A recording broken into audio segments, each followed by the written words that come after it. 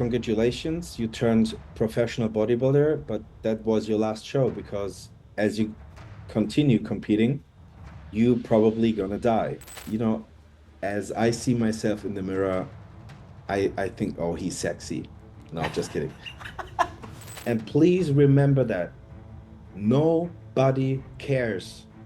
Yeah, let's go to the gym. Yeah, that's the easy part. Motivation is a word for losers.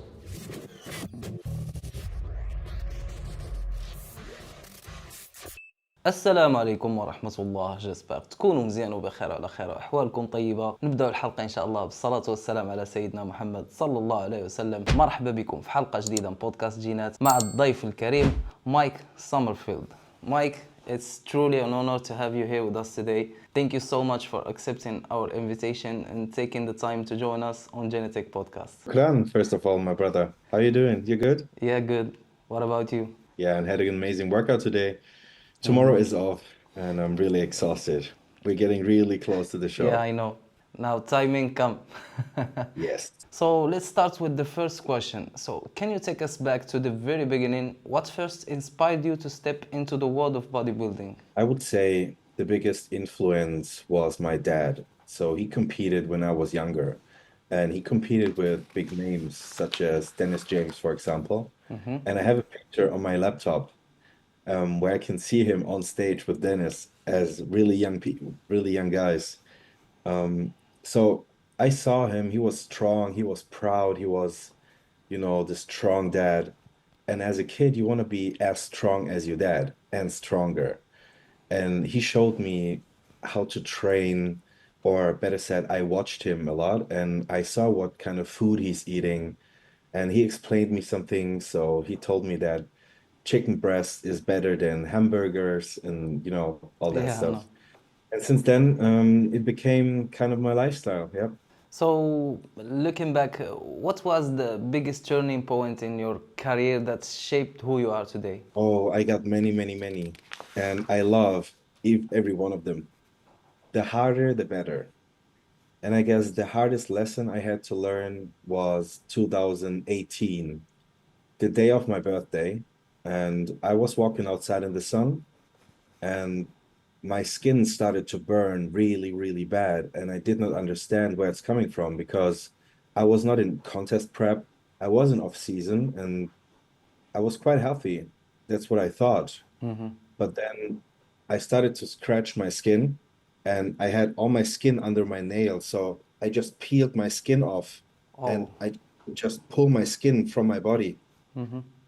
And I went into the hospital and they found a genetic disorder, a genetic sickness. So my body actually almost destroyed my liver and my liver failed. So my liver enzyme levels went up to almost 1000 and the maximum range goes to 50.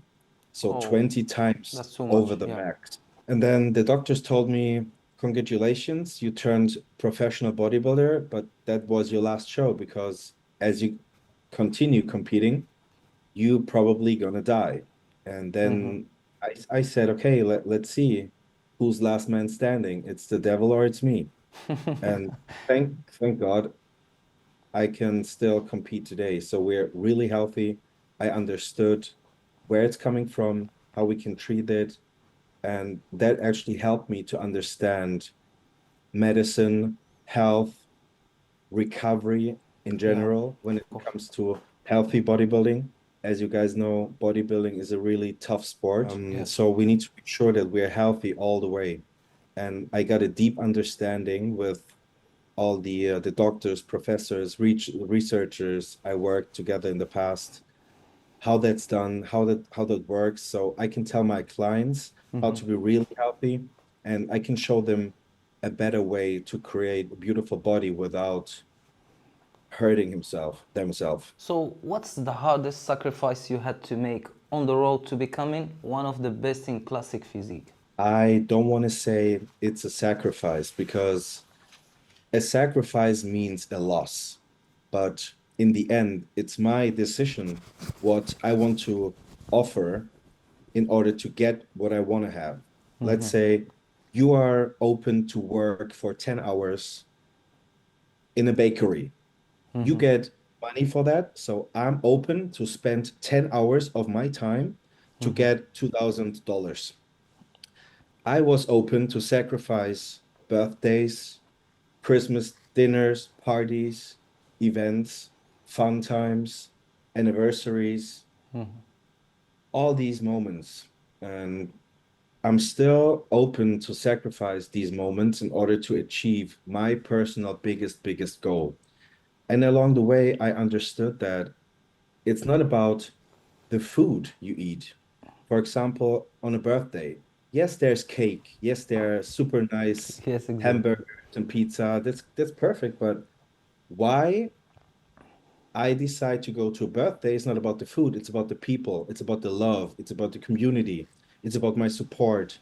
Of course. So I understood that it's not about the food. It does not matter if I eat my chicken or I eat a hamburger. Everybody's Exactly. sitting together, The has a moments, great that's time. important, yes. The moment, exactly. So it's not really a sacrifice. It's more about a deep understanding of what you want to put in order to understand what you're going to get out of it. And as long as you're cool with that, then you're good to go. So, bodybuilding is not only physical, it's deeply mental. How do you stay motivated on the days when your body and mind feel exhausted? Like today, for example. Today was a really tough day. So, Yes, I know. let me explain. Last week, I had the chance to see Tyler Mannion, head judge, Olympia judge, and I grabbed the chance to get an advice. Where can I be better? What can I do? Where do I need to get better? Is it good enough? So we flew all the way from Vegas to Pittsburgh, and I was not able to train. So I had to change my training and off days. Yeah. As I came back, I trained nonstop. Wednesday, Thursday, Friday, Saturday, Sunday, Monday, Tuesday, Wednesday, nonstop, no off, cardio, posing, workouts, content filming, full. That's the reason why I'm really exhausted today. I know. But I really deserved to be tired because I put in all the work. I was really hard working this week. So Yes. I achieved my exhaustness. So when it comes to be motivated, motivation is a word for losers Exactly. because everybody is motivated when the sunshine and rainbows. Everybody's motivated when, yeah, let's go to the gym. Yeah, that's the easy part. But what about it's raining outside? You feel hungry, you're tired, you don't want to see the gym, all the weights feel really heavy. That's the moment when people start being lazy. Exactly. They Yeah. find excuses like, oh, you know what? It's a little bit late. I should sleep. Hey, you know what? I have to go grocery shopping, blah. People becoming lazy. Exactly. All these cute excuses. But what's really important is dedication. This is where motivation ends, and this is where becoming a champion really starts. This is where success happens. It means I hold on to my routines. I hold on to my schedule. I will do what I'm supposed to do. I'm going to do whatever it takes to fulfill every task along the way in order to achieve my goal. Exactly. If I'm not willing to do that, I don't deserve to get the win. I don't deserve to be successful because I was too lazy. Yes, sometimes I'm tired. Yes, sometimes I'm hungry. To be honest, I'm hungry the moment I'm waking up until I go to bed. I'm Yes. hungry 24/7. I'm tired every day. Yes, it is hard. Yes, but I do it as a purpose. I do it because I want to do it. I have a huge goal. I want to become the best bodybuilder on planet Earth. And if that means I have to work out tired and hungry, yes. If that means I'm going to sleep less, yes. Does it mean I'm going to miss birthdays, anniversaries, and great moments? But you should Yes. fight for it, yes. If Exactly. I'm willing to do all these things and I know it actively, then it's easy. But we are humans. We have emotions. Sometimes we feel good, sometimes we feel bad. But the true art is to hold on to these values and hold on to these tasks. They need to be fulfilled. And then you're ready to rock. This is how you be successful. What role does discipline play compared to motivation in your journey? This is basically the same thing as dedication. being dedicated means that I have a true passion in my heart to do what I want to do, and whatever it takes to do what needs to be done. If I'm willing to do that, this is where discipline comes into play. Discipline is I have my schedule. I'm waking up 6 a.m. I'm doing cardio at 7. If I'm tired or not, it doesn't matter. It's on the list. Exactly. If I'm tired, okay, bad. If I'm not tired, cool. If I'm hungry, bad. If I'm not hungry, cool, but I'm doing it anyway. It doesn't matter how I feel. And you know what? The hardest truth is, and please remember that nobody cares. Nobody cares if you were True. tired, if you were hungry along the way. What matters is the second you step on stage. Nobody will ask, did your workouts feel hard? Was your cardio nice or not? How did you feel? Nobody cares. The end result is what it's about. True, brother. So let's talk about training and nutrition. So what's one training philosophy or method you believe separates you from the other athletes? Well, maybe it's because I'm German, but I'm really, really, really precise with everything. I'm writing down the sets I'm doing, the exercises, the reps, how long, how many seconds do I need into the contracted position? How many seconds I'm staying in the stretch, and I'm writing all these informations down to see the bigger picture when I'm collecting information through 4 weeks. So I can see exactly, okay, I got stronger when my repetition was 4 seconds, not six.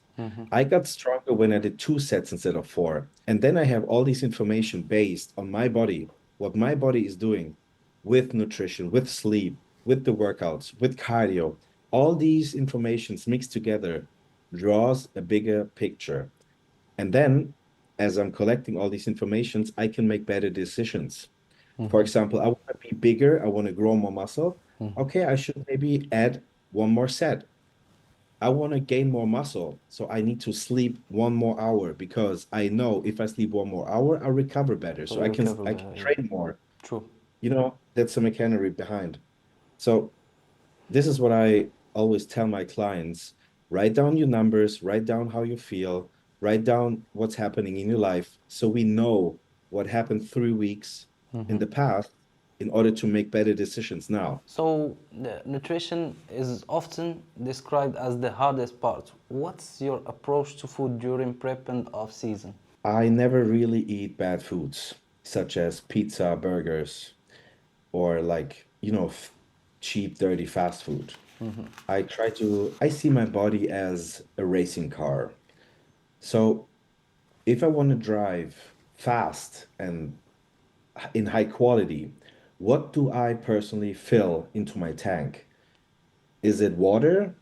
Is it butter? Is it grapefruit juice? Or is it really high octane, like the good stuff? Yes, man, I want to rock and roll with a sports car. Exactly, So I'm everybody. Yeah. the best nutrients. This is what I'm doing. So imagine compare a cheap McDonald's hot dog and a good steak with potatoes and vegetables, fresh, organic. The Big difference, difference. you, Yeah. you always get a feeling for the difference. Like a hot Of dog does course. not feel good to eat. It won't give you energy, it won't give you proteins. It will just give you like a mix out of bad crap, dirt, and stuff you don't want to eat. And high calories. So So yeah, and every time I see people eating that, and then I ask myself, do they know what they do? Like really actively? I mean, eating a hot dog is easy, it's done true. in 30 seconds, but do they really think about what they're doing? I don't think so. Because if you think about it, you would not eat it because it doesn't make Of sense. course. This is my approach when it comes to food. So in off-season contest prep, I try to give my body what my body needs, even if it's sushi. Sometimes my body needs carbs and like good high quality salmon for good fats, for minerals. So I can eat sushi maybe twice a month. 2 times a Cool. month. If I need more nutrients, like more minerals, I eat a big steak. good food, perfect, everything I need. If I need more vitamins, I can choose between 25 different vegetables, Yeah. okra. We have like broccoli, asparagus, and this is what I give to my body. If my racing car needs oil, I give it oil. If my racing car needs a new gas pedal, he gets a new gas pedal instead of just throwing something on my car, like take it, whatever. That doesn't make sense. So I try to eat clean, and I stay with like the most foods all year round, like rice, sweet potatoes, potatoes. I eat toast in off season, and I'm switched that up to rice cakes just for the calories, but my Yeah. body likes toast. So that's my approach. Yeah. Okay, so do you believe in genetics or hard work plays the big role in bodybuilding success? That's a really good question. And I'm sorry, guys, I have to tell you that genetic is not what you guys believe what genetic is. For example, two persons. Person A, 90 kilos, person B, 90 kilos. Person A trains the exact same way as person B. They train the same way. But person A gains 10 kilograms more muscle. Why? Genetics. Yeah. That's what everybody would say, but that's Yeah. not true. Person A can absorb proteins better because the digestive system is just healthier. Person B likes to eat hamburgers every day. Before they go to bed, two hamburgers. So his digestive system is not as good as person A. That means one absorbs 200 grams of protein, person B just absorbs 100 grams. So That genetics, yes, person B does not build as much muscle as person A, but exactly, it has nothing to do with genetics. exactly. And this comes with actin and myosin, contractive fibers in your muscle. How many of them? You can change that. You can change your digestion. You can change your sleeping patterns, your recovery.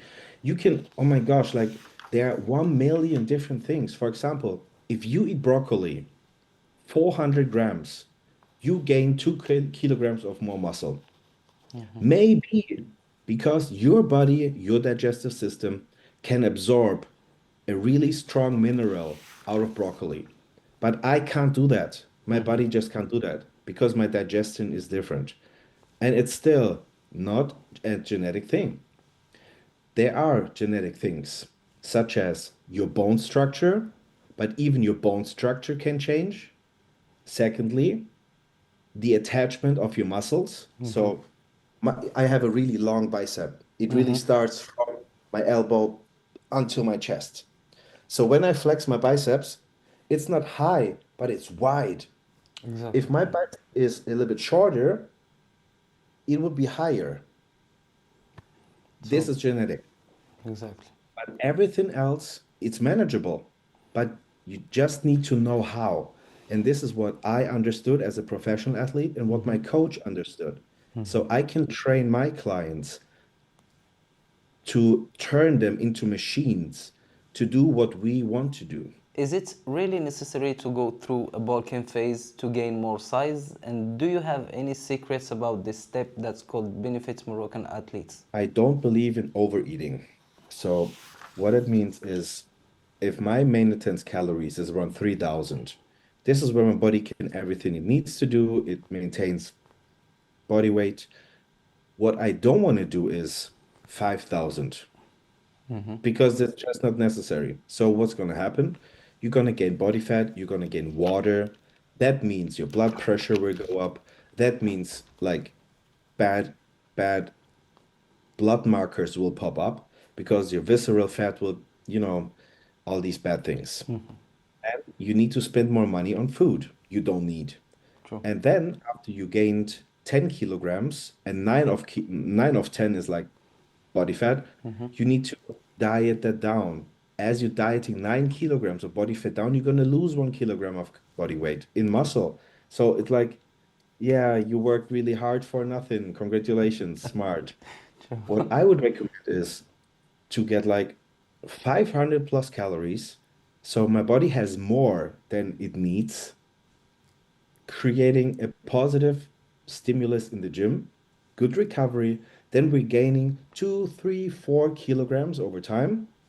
We added just slightly a little bit of body fat, and that's easy. We just go down just 300 Not take a lot of time, kilograms. okay. Exactly, and then slowly down. You added 3 kilograms of pure muscle. Body fat is gone. You didn't push your body. You didn't spend money on food you don't need. Health markers absolutely perfect as ever before. Easy. But people just don't understand. Yeah. People just want to eat more dirty stuff and tell, yeah, I'm bulking, like, Cheat season, not off season. yeah, right, right, cheat season. What did your prep cycle look like for competition? Only compounds. I'm not talking about doses. That's a really important thing here. And I'm really transparent in all these things. And I think that's an important thing, especially as a professional athlete. And you guys know that I'm taking really good care of my health. So when it comes to compounds and bodybuilding, we have many different of these compounds, different medicines. Some of them are really, really, really, really, really bad. They are neurotoxic. That means that they kill your brain. So you will become stupid first, and then you're gonna die. It will kill your kidneys, your liver, organ damage, like really bad things. So please, guys, take care. But here's another note. First of all, I'm a big advocate of peptides. Peptides are small amino chain acids, and it's basically a signal you put into your body, such as, hey, please recover faster. Hey, heal faster. Hey, give me more growth hormone. Hey, please make my skin a little bit softer. Please give me a little bit more tan. So these informations, these products, they do basically just one thing. And that's the smart part because as they do just one thing, the side effects will come down. I don't want to say that they don't have any side effects, but after 15 or 20 years, we hardly found some of them. Like we're talking about as you're injecting, your skin might become a little bit red. Yes, but it won't kill you. You know what I'm saying? Yeah. But on the other side, we have peptides. They heal you 300% faster. If you hurt yourself, if you had an accident, if you burn yourself, you don't need to wait 3 or 4 weeks in a hospital. It's done in 1 week. As you told me last time, I think it's BPC. We talked BPC about. 157, TP 500, ipamorelin, we have like 900 different of these peptides. I don't want to advertise it here too much. If you guys are interested, there are many videos. You can check my Instagram channel. I'm talking a lot Yes, of about course. that. But when it comes to the other compounds, I separate two classes. One is medical approved, such as testosterone. Testosterone is a hormone which is produced in the human body naturally. And some people just don't produce as much. So they are really low in testosterone and they feel really bad. Bone density will decrease, depression, like all these bad things.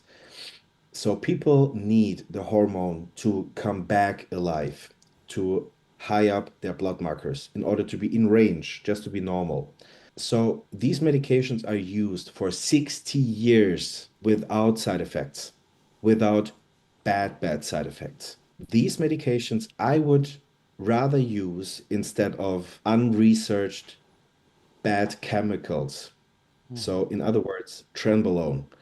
Trenbolone is used for many, many years, yes, but the longer we used it, we found out that it's actually so bad that not even animals get it anymore. They used to Oh, give trenbolone to animals, to cows, to grow them bigger, to get more meat out of them, more muscle, right? And then as they did that, the cows were just dying all the not way. survive. And because it's so toxic, not recommend to use these things. I would rather Of course. stay with the medical approved medications officially, such as testosterone, primobolan, mastron, Master. nandrolone, winstrol.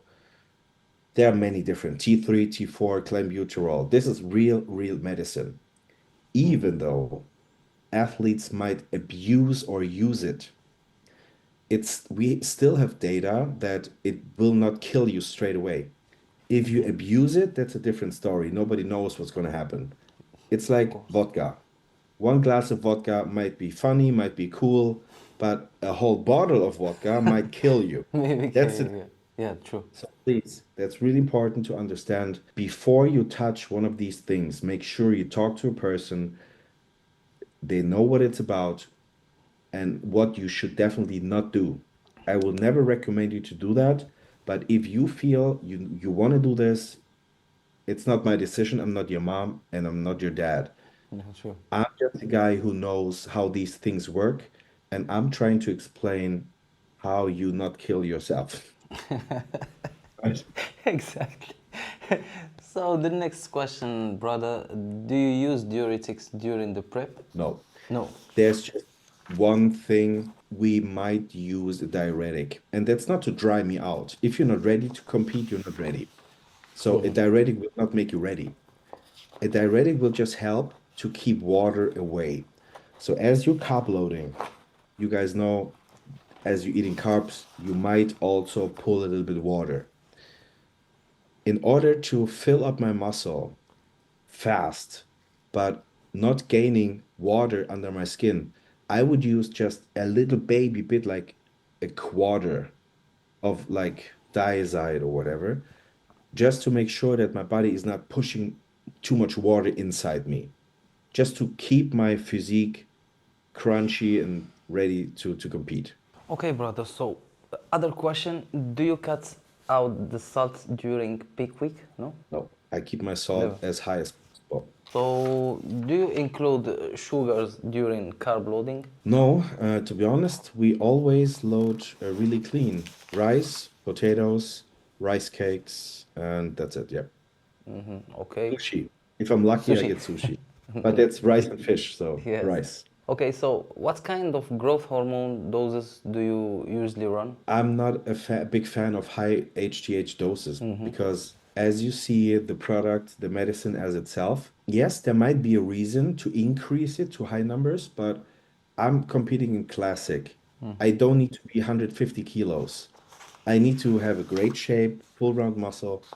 And the only thing I really need from HGH is the recovery factor. Better sleep, better skin, better organ healing, Better tendons. skin, yeah. Exactly. So everything between 2 and 4 is absolutely fine. Good. So I have a funny question. Why do you wear long socks when training? I wear them all the time. Every time. You know, as I see myself in the mirror, I think, oh, he's sexy. No, just kidding. I explained that I have this genetic sickness, the genetic disease, and I can just Ah, pull in. So every time I'm sitting down somewhere on the couch and I'm sliding in, my skin comes off. And then I'm bleeding. It takes 2 weeks until it's healed, and I have all these scars. So right here, my arm, I don't know if you can see that. Right I here, look at. big scar. Yeah. It's from a band-aid. So they took blood, they put a band-aid on, and after they were done, I was just pulling it, and I pulled off my skin because my Oh, skin is so fragile. So I don't want to have all these scars and wounds all the time. So I'm just wearing the socks. Yeah, it looks funny. Some people make fun about it, no, but no, you know no, no, what? no. Not, Okay. not funny. I think it's No, no, no, no, related bro. to. Not you. You're really respectful. Yeah. You're Irani. You're always respectful. But people from, Instagram, they say, Mike looks stupid with his socks. Yeah, yeah, I know I look stupid, but it helps me, so Of it's course, okay. of course. So let's talk about what's a mistake you made in your career that you'd like to warn future athletes about. Every mistake leads to success if you're intelligent enough. As you're doing the mistake and you realize, oh, that was bad, I can do that better, that means you're growing. That means you get better. Of This is course. what life is about. So, first of all, make mistakes and learn. Perfect. The biggest mistake was that I was focusing too much on winning. I hate losing. I'm a really, really, really competitive person. Don't ever ask me to compete against you. I'm taking it serious. If this is poker, if this is cards, if whatever, if we play Counter-Strike, I'm gonna make sure I'm gonna hit you down. Hey, so every time I was competing, I was like, okay, Mike, double bicep, breathing, is the color right? Is this, is that? Blah blah blah. No cramps. Obsessed with I the was competition. keep focused. So I forgot everything around me, everything. In other words, you get a big, big cake for your birthday, and there's a big cherry on top, and you're focusing entirely on the cherry. You forget the rest of the cake. The cake is beautiful. The cake is what tastes so great. The cake is what you share with all your friends, but you Exactly. don't see it anymore. You The just moment. see a tiny little cherry on top. This is what I really regret. I wish I would have absorbed every emotion deeply. But mistake, I learned at the Arnolds this year, before I left the stage, I turned around and I was just about to go backstage. And then I was like, wait, Mike. I turned around again and I saw all the people sitting down there. And I absorbed every energy. And then I went backstage. So I took all that. I learned. So we've reached the end of today's episode. It was an honor to see you today, my brother. Thank you so much, Mike, for joining us today. It was a really pleasure. Shokran, brother. Hope to talk to you really soon again. And guys, Inshallah. please do me a favor. He's putting in the work. He talked to me almost daily to make sure I'm coming to the podcast to talk to you guys. So he's really ambitious. He's putting really a lot of effort into the podcast. So please make sure you subscribe, you put comments down below. If Thank you you want so to see much. me again and you want to talk about something different, let me know. Just post it in the comments below. And I hope to see you guys soon in person. Maybe in Dubai, maybe at the Olympia, maybe at the Arnolds, maybe somewhere else. So Inshallah. I love my people. Let me know. And then hopefully see you soon, my So friend. we wish to see you soon in other podcasts, inshallah. Maybe in Dubai. Bye, guys. Bye bye. اخوان، وصلنا لنهايه الحلقه. كنشكركم على المتابعه ديالكم لاخر الحلقه، وشكرا بزاف. وكنتمنى تكونوا استفدتوا من هذه الحلقه هذه. ما تنساوش تفعلوا زر الجرس وتابونوا في لاشين يوتيوب باش يوصلكم كل جديد كينزل في القناه ديالي. وهذه الحلقه برعايه متجر المكملات بروجال. وما تنساوش صلوا على رسول الله، والسلام عليكم ورحمه الله تعالى وبركاته.